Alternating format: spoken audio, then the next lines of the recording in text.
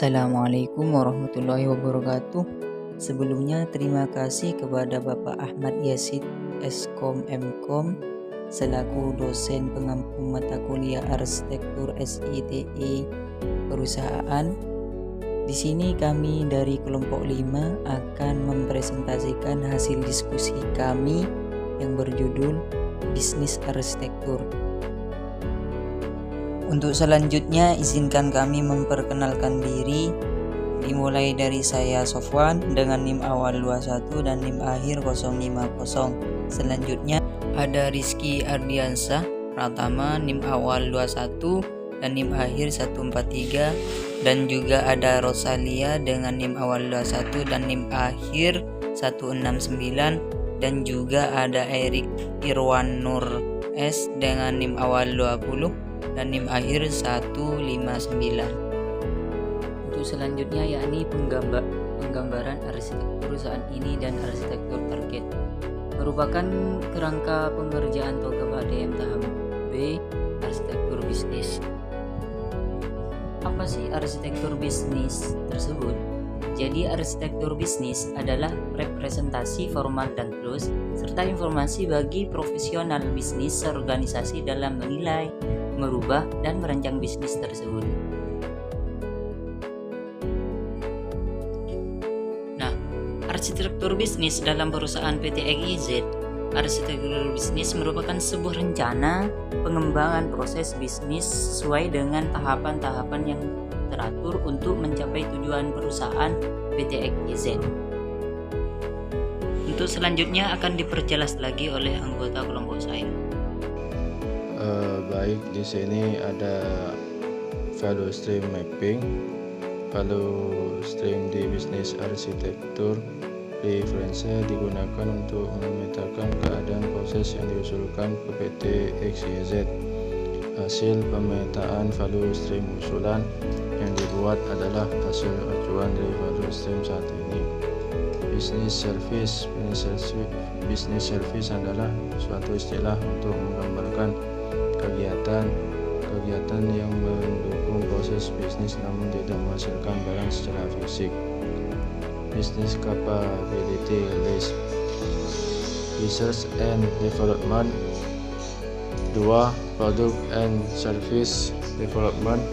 Yang ketiga, produk atau service distribution and delivery.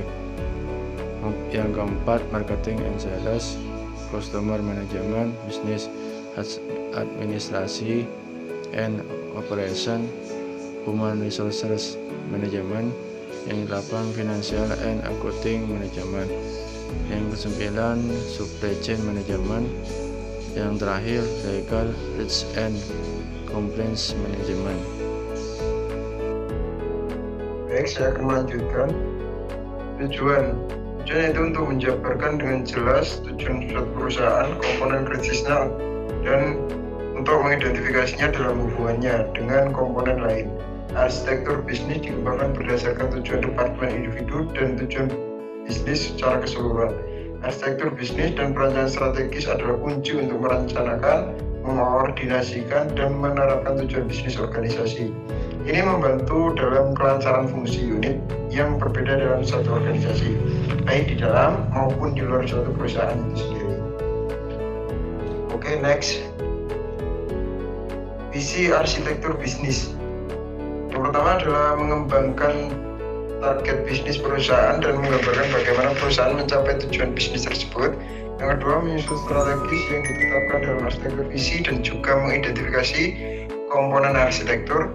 Yang ketiga, inputnya diambil dari bahan referensi eksternal. Yang terakhir, yang keempat, maksud saya langkah-langkah pemilihan model referensi dari sudut pandang dan alat lain.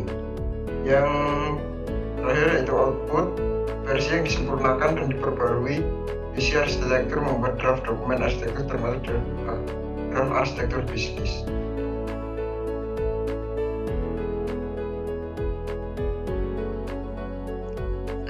Selanjutnya yaitu di sini ada langkah-langkah. Yang pertama itu create dan culture.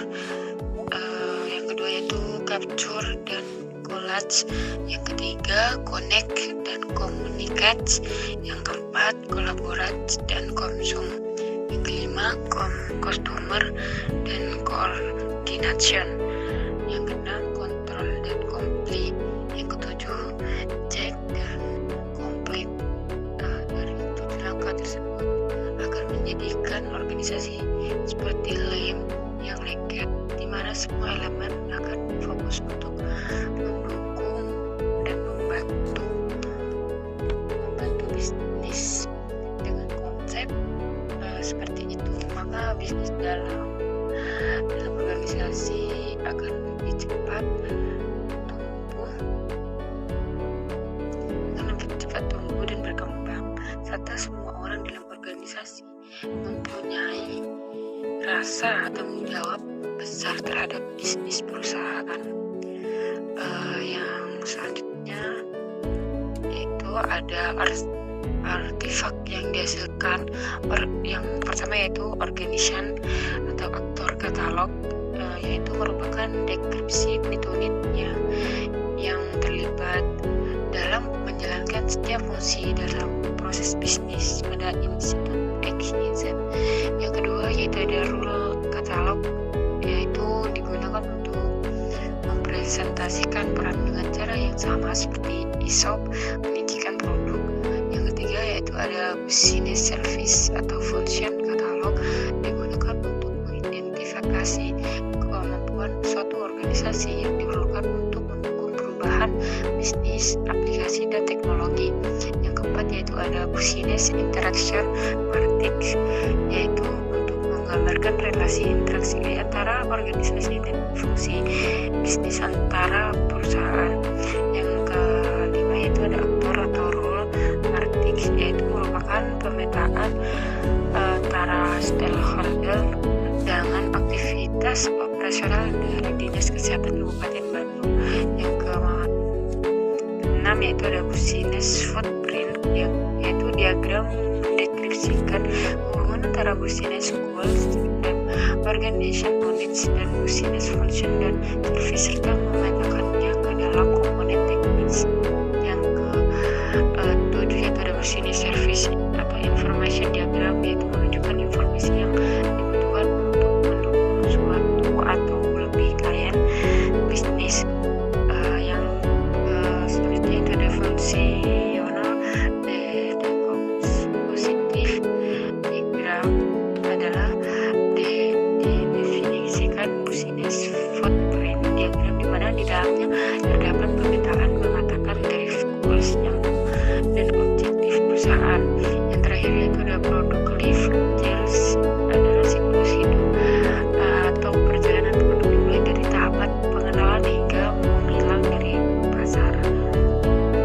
Selanjutnya saya melakukan moderator. Mungkin itu saja yang bisa kami sampaikan. Kurang lebihnya kami mohon maaf apabila ada kritikan dan saran, bisa di-chat di kolom komentar. Dari kami, Assalamualaikum warahmatullahi wabarakatuh.